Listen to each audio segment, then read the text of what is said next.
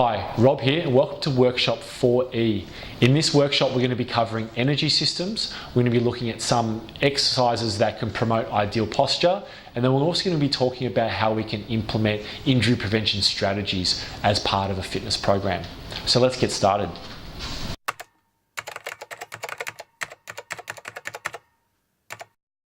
Let's look at the energy systems in our body. There are three main energy systems that the body uses for every single cellular activity. So it's important to look at this from a large scale view first and then kind of break it down.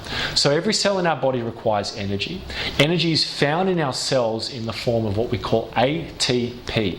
ATP is called adenosine triphosphate, and this is the energy currency of the human body. So think about every single cellular contraction, every single cell activity, every muscle fiber contraction, every nervous system signaling, it all requires ATP. So let's look at how we can break down ATP, how we can turn it into energy, and then how that energy is used by the body. The first system that the body uses to break down ATP for energy is called the ATP-PC system. In this system, there is the ATP molecule, which is adenosine triphosphate. That's A for adenosine and 3 phosphate bonds. And what happens here is we break one of those phosphate bonds, and then the resultant break of that bond is created energy. Energy is then used by the muscle cell for a muscle contraction, for example.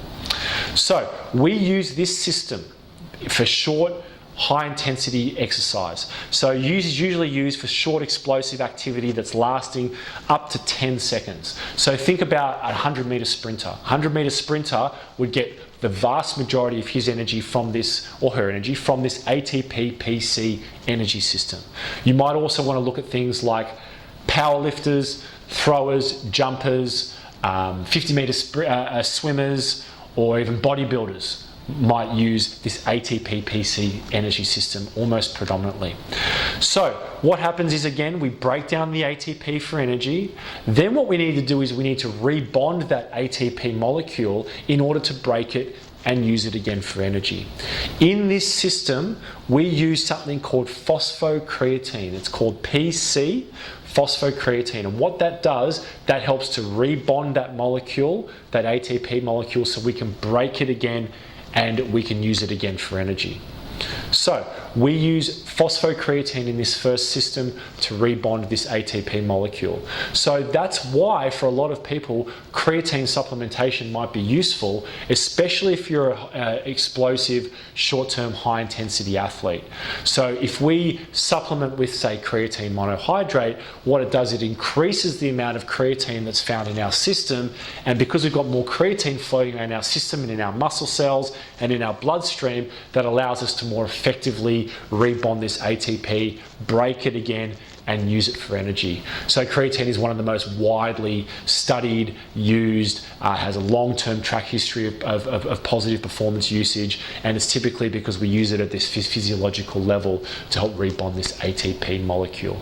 So again, the ATP-PC system, just to recap, short-term, high-intensity exercise. Think about 100-meter sprinters, think about bodybuilders, powerlifters, throwers, jumpers. The second energy system we're looking at is called anaerobic glycolysis. So let's break down those two words. The first word is anaerobic, so that means without the use of oxygen. So here we're breaking down ATP for energy without the use of oxygen. And the last one is glycolysis, so we're using something called glycogen. Now glycogen is how we store sugar in our body. Typically we store sugar as muscle glycogen, and we also store in our liver as liver glycogen.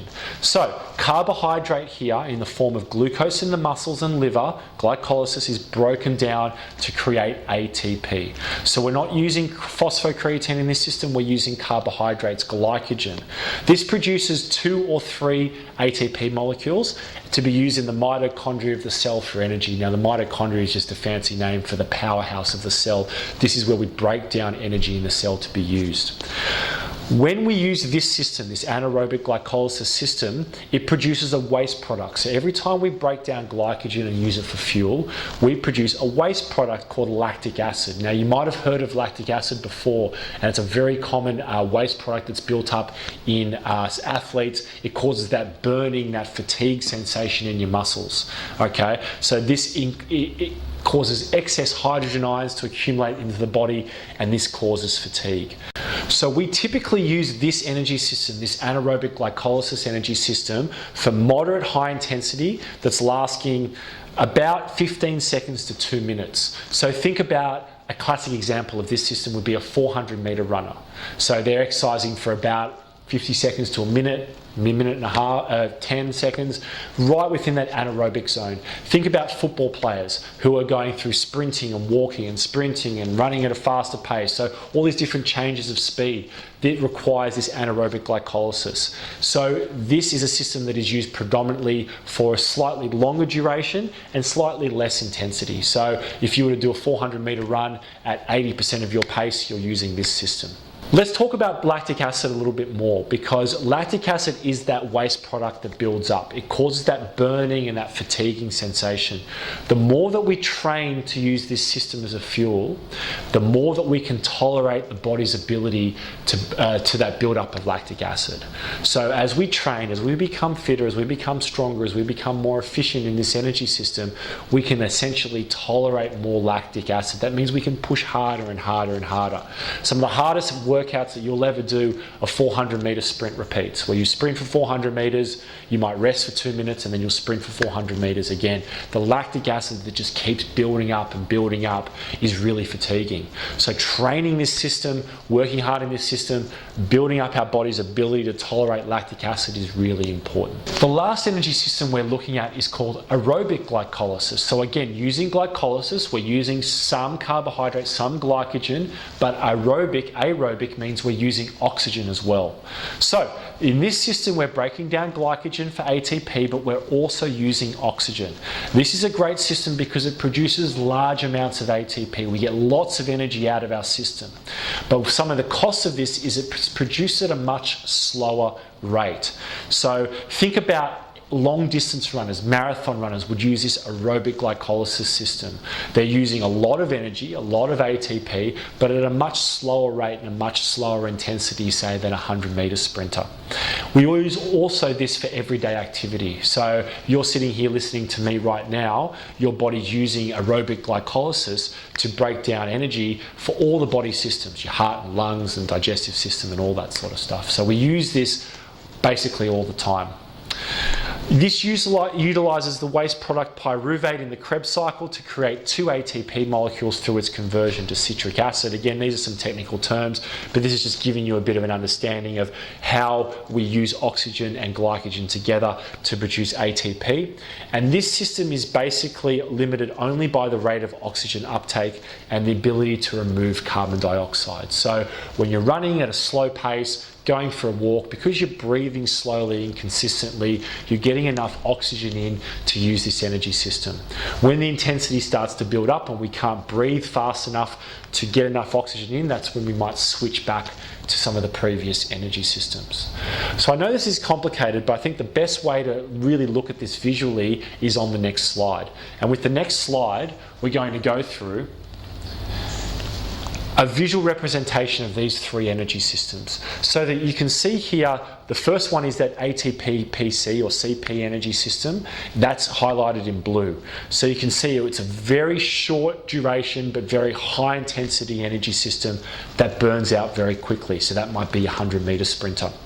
The next one is glycolysis, so that anaerobic glycolysis. So you can see it's more of a steady pace of energy, more of a steady supply, lasts about 60 seconds to 2 minutes, and then it fades away again. So think again about perhaps a 400-meter runner.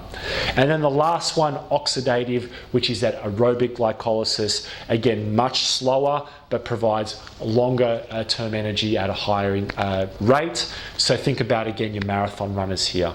So those 3 ones, again, the ATP-PC system there is shown in blue, the anaerobic glycolysis is shown in red, and the aerobic glycolysis is shown there in green. Now, why this is so important as a trainer is understanding that there are 3 different energy systems. For you to maximize, I guess, your workouts and your productivity and your efficiency of your body, you should include exercises that train all 3 of these energy systems. So I really like to put this together into one workout. So for example, at the start of my workout, I might train that first ATP system by doing, say, 5 sets of 3 deadlifts. So heavy weights, high energy demand, but very short period of time. You know, you might do your 3 reps in less than 10 seconds.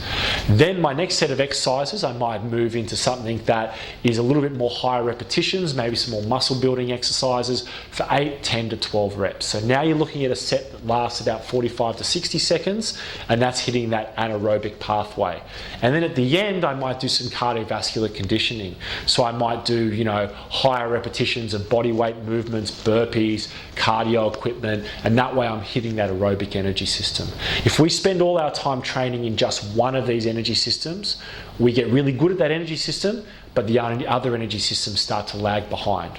Okay, so it's why a marathon runner is great at using aerobic fuel, but a marathon runner is not great at sprinting, and vice versa. The sprinter is really good at using the ATP system, but he's not very good, or she's not very good at using the oxidative system.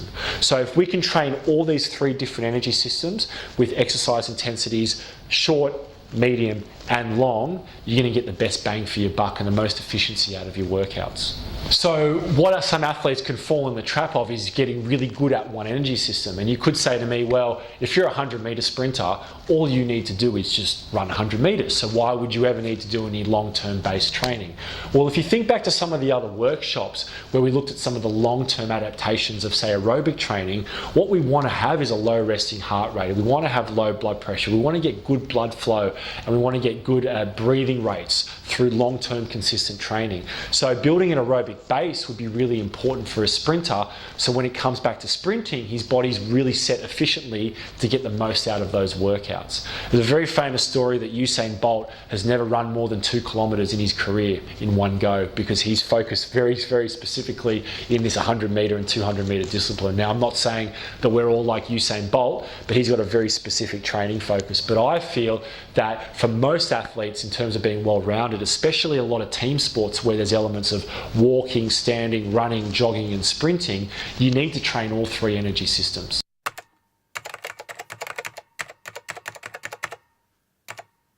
Topic 2 of this workshop is looking at exercises to promote ideal posture. Let's go through 4 or 5 really simple basic exercises that are highly useful that everybody can do that help to promote posture.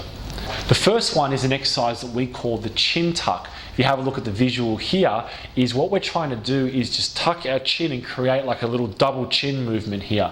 Why that's really important is it strengthens some of the muscles found at the front of the neck. We call those the cervical neck flexor muscles. These muscles are always really weak in comparison to the stronger, stiffer muscles at the back of the neck. This also helps to stretch those muscles in the back of the neck, the upper trapezius, and the scalene muscles, which we find on the side of the neck. And these are important because they're really tight in people that have poor posture. This combats something that I like to call text neck. So if you spend all day craning forward looking at your phone, these muscles get really long and weak. So this chin tuck exercise is really important for posture. It improves posture, reduces neck pain, which is what we all want, stops headaches and whatnot. So the focus really, the exercise technique here is to focus on creating a double chin. So really tucking that chin back and holding it in the contracted position for 1 to 2 seconds to really activate those front of the neck muscles. The next exercise is called the scapular push-up. So don't be confused with a regular push-up. This one is just working the scapulars or the shoulder blades. So this strengthens the muscles called the serratus anterior, which is found just underneath in the front of your rib cage. These are important muscles that help to move the scapula properly and give them good stability. This also strengthens the muscles called the rhomboids. These are found between your shoulder blades, and this is useful in maintaining correct posture through the middle of your back. This strengthens also the lower part of your trapezius, your trap muscles. So these are typically in most people very underdeveloped and very weak compared to the strong and tight upper trapezius muscles. And when those upper traps are strong and those lower traps are weak, we get neck and shoulder pain all the time. The focus here, the exercise technique here, is to focus on spreading the shoulder blades apart at the top of the movement. So if you see the image at the top, the client there is really trying to spread those shoulder blades apart, the arrows pointing out, and squeezing them nice and tight in at the bottom. So squeezing at the bottom and spreading apart at the top for the scapular push-up. The third exercise, most of us should have seen this or done this before, is the cable row. Again, why this is a very important exercise. It strengthens some of the muscles that we can't see. Typically, we spend a lot of time training the muscles that we can see, like the chest and the shoulders and the biceps, and some of the muscles behind us in our back get really weak and underdeveloped. So we want to strengthen the lat muscles, the rhomboids and the middle traps. These are really important pulling muscles in our back, okay? And this provides balance for athletes. So like I said, a lot of athletes typically train predominantly their muscles in the front of their body, their chest, shoulders. So we want to balance that out by strengthening your back, okay? Also think about everyday life. We spend a lot more time pulling than we do pushing. So if you're an athlete that does a lot of pulling motions, it's important to work on this movement pattern. The key here for technique is to maintain a neutral spine and neck position so we're not swaying through the lower back. We see this a lot of time in the gym where people tend to really yank that weight backwards and forwards, and they're using their lower back and they're not really using the muscles in their middle back. So stay nice and still and straight up at the top. Pause for 1 to 2 seconds in the contracted position. So that's when the muscles are squeezed in tight together, and squeeze those shoulder blades. And in between sets, what you can do is actually stretch your pec muscles. So your pec muscles are the opposite, they're the antagonist. So do a set of 12 to 15 cable rows, and then in between you might want to stretch your pecs with like a doorway stretch. The next exercise that promotes ideal posture is the prone hold, which is otherwise known as the plank. Really good, important isometric strengthening exercise to help strengthen the abs, the rectus abdominis, the obliques, and the transverse abdominis. Now, let's talk about the transverse abdominis for a little bit, because that's a really important postural muscle in your deep core. So consider it like a built-in weight belt. It runs transverse, which means it runs around the spine, and it provides a lot of stability and support for the lower back. So this also reduces the risk of lower back pain, because this exercise helps to promote what we call a neutral pelvic position. So keeping your pelvis in neutral helps to reduce the strain on the lower back. Ensure you don't sag through the lower back, so maintaining a neutral spine throughout and squeezing the abdominals and glutes throughout the whole time, and that helps to really enhance the contraction and make it a little bit more difficult. So the prone hold, again, a really important exercise to help promote posture, reducing the risk of back pain and strengthening the deep core.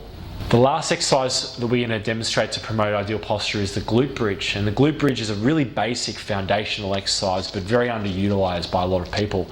Helps to strengthen the glutes and hamstrings, and these are important muscles in the posterior chain. The reason why the posterior chain is important for athletes is that it's commonly neglected training area. It also provides a lot of power from your glutes and your hamstrings, and a lot of people just have lazy glutes and hamstrings. They don't activate and fire. So this is a really good exercise to do at the start of a workout to help fire up the posterior chain. It also helps to promote that neutral pelvis position, just like the prone hold, the plank, and it helps to stretch the tight hip flexors at the top of the movement. So it's the complete opposite of sitting down. So that's why it's a great exercise, because we get that hip flexor stretch up at the top of the exercise. It reduces the lower back, helps to fire the glutes. So again, we use it before big exercises like squats and deadlifts, and keep the abdominals drawn in, keep the belly button sucked in tight throughout the movement, and pause at the top for about 2 to 3 seconds to hold that contraction. So it's really important for trainers to use these exercises on clients to help improve their posture, because it's just going to help them feel better. They're going to move better. It's going to reduce their risk of pain. And then every other exercise that you're going to prescribe them in the gym is going to become easier, because they've got that foundation of strength and flexibility, and most importantly, they're pain-free.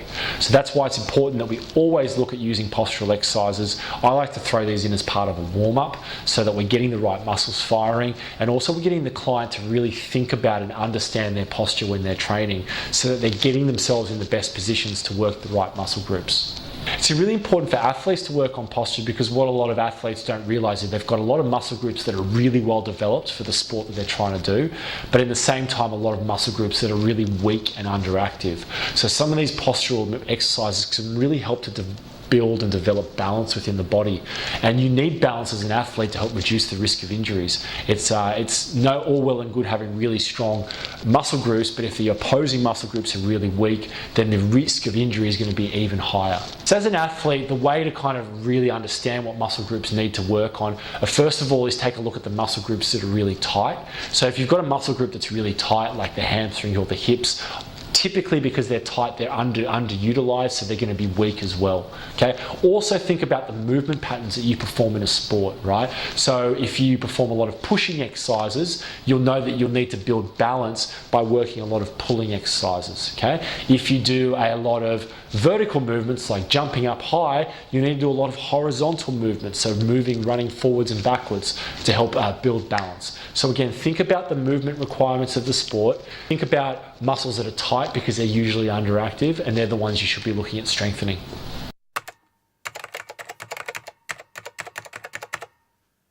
How can muscle balance and joint alignment support good posture? Well, this is a really important concept because if we have balance and we have joints that are aligned, the whole body is working in sync. So let's run through some of these points. It allows balance between the anterior and posterior muscle groups. So I've discussed that before, the balance between the muscles at the front and the back side of the body. It ensures that there's no joint tightness and stiffness, which leads to further problems in the muscles that surround it. If you've got a knee joint that's super tight because there's a lack of range of motion, then all the muscles around that joint are going to become weaker.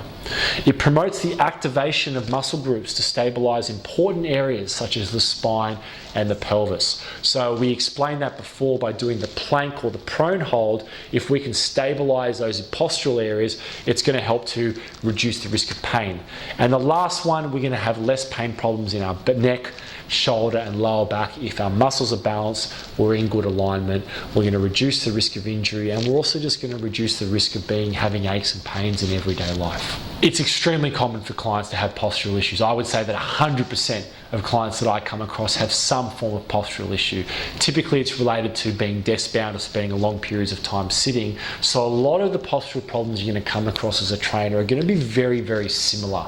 That's great because we know the exercises, we know the muscle groups we need to work on, and we can see some progress with your clients. So it's hugely important to understand this because you're going to come across it literally every day and with every client you work with. The best way to look at structuring exercise to improve posture in a group setting is to do it as part of a warm-up or to do it as part of a cool-down. If we know that most people are really tight in the shoulders and really weak in the back muscles, we can do some exercises like chest stretches and cable rows as part of a warm-up, knowing that in a group environment, everybody's going to benefit from that.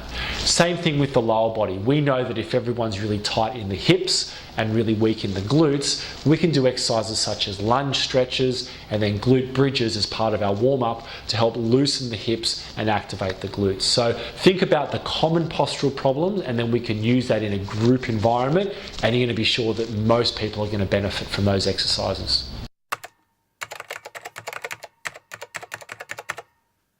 So to finish this workshop, let's look at how we can implement injury prevention strategies to a fitness program. This is important, so we don't want to wait until our clients get injured before we work on them or before we help them. We want to make sure that our clients don't get injured in the first place. It's the concept of what I call prehab versus rehab. When you get injured, you rehab an injury. But if we can do exercises to prevent the risk of injury, we call that prehab or prehabilitation. So we need to ensure that clients are thoroughly screened prior to exercise and that any previous injury history has been assessed. So they need to go through a full pre-exercise screening. They need to explain to you what types of injuries that they've had in the past, what exercises made those injuries better, what made them worse, what they did to rehab them, are they still a problem, what joints, what areas. So you need a really good understanding of a client's background and their injury history so that we can put some strategies into the program. From there, we want to create some client-specific stretching programs and mobility programs that suit their areas of improvement that they can do every day on a daily basis. So this is part of that prehab concept.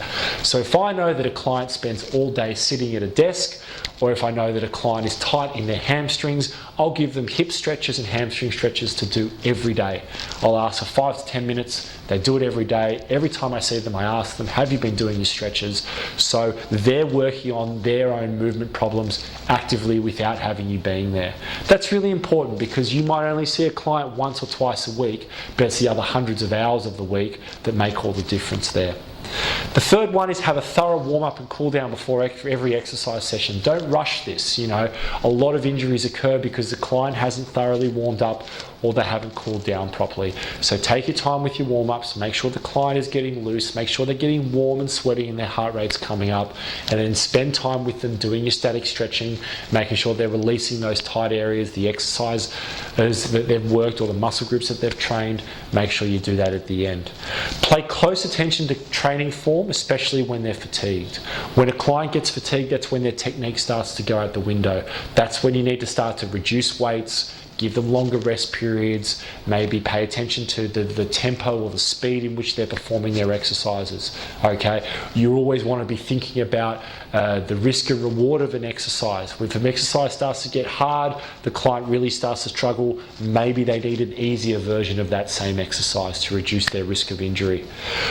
The next one is to progress slowly and carefully, ensuring that no loss of technique when loads, reps, and intensity are increased. So take your time with these programs. If you've got a client as a long-term client, it's okay if they're making slow progress as long as they're making progress. So only when you're completely satisfied that they're handling that weight, they're handling the rest periods, they're moving with perfect technique, then we slowly start to add weights. And they don't need to be big improvements. They can be small, tiny incremental increases, and over time it'll all add up. And then the last one is to refer clients to allied health professionals such as physiotherapists where necessary. We need to understand that there's some allied health professionals that know a lot more than we do. There's a lot of areas that are outside our scope as group fitness instructors, as personal trainers. So we can't diagnose conditions, we can't accurately tell a client what they have. All we can do is refer them to a GP or a physiotherapist or an exercise physiologist and gain some more information. So if you are unsure, don't try and talk your way through it. Make sure that you refer out to an allied health professional where necessary. So I've got some injury prevention tips for athletes as well. And one of the big ones that a lot of health professionals and people like myself are focusing on at the moment is the increase in eccentric exercise or eccentric loading during exercise activity. A lot of studies have shown that a muscle is actually stronger when it is lengthening under load than when it is shortening under load. So if we focus on building strength through the eccentric phase or the negative or the lowering phase of the exercise, then that actually has a really good crossover effect for getting stronger. And then the stronger we are, the more it reduces our risk of injuries. So the best way to look at doing this is to modify your training tempos. So I always like to get my clients lowering a weight a lot slower than how they would actually lift it. So if they were to do, for example, a bench press, they might lower the weight, so from the top and from the extension of their arms all the way to their chest, they might lower it for 4 seconds, but they might lift it for 1 second. Okay, so eccentric loading or focusing on that lowering phase is really, really important for injury prevention. Another thing is to really, for athletes, is to really pay attention to what I call subjective measures of health and injury and performance. So how are you feeling on every given day? If you've had a really bad night's sleep, if you're under other stress with work or school or whatever, if you've had having problems with your nutrition, you haven't been eating well, all those things combined together is going to put you at an increased injury risk. So if you've woken up, things are feeling flat, you know you're due to go to the gym, that might be time for a lighter session that day. You might do some cross training, you might get in the pool, you might try a yoga class instead. Don't try and keep pushing your body through that brick wall. It's really important to understand when the body's starting to get overstressed, when you're starting to feel flat, and then to pull back in terms of your own training. The last piece of injury advice I can give to you is to be consistent with your stretching. So find those areas that are tight for you, even if it's only 2 to 3 stretches, but work them every day. You know, flexibility improvements don't happen overnight. You can't just stretch a muscle group once and expect it to get better and expect the muscles to get longer. So really look at it as a day-by-day process. Measure yourself, track your performance, and make sure that you're stretching every day. Some of the big problems with athletes, especially elite athletes or professional athletes, is sometimes they don't get a choice in their training volumes or their training program. So they have to turn up and they have to train, okay? if it's on a day that you're feeling flat, it's going to be difficult for you. So in saying that, understanding that if you're at that elite or that semi-professional or professional level, if exercise, if training and performing is your job, you should be taking your recovery just as seriously as you do your training, okay? So that means you've got to be putting in those hours of sleep in. You've got to be eating well. You've got to be doing your ice baths. You've got to be foam rolling. You've got to be taking fish oil and multivitamins and all these other things. It all works together. So it's really important to understand that if training programs are taken out of your control, then the recovery has to be put back into your control. So you need to spend as much time on recovering and as much focus on it as you do your actual training.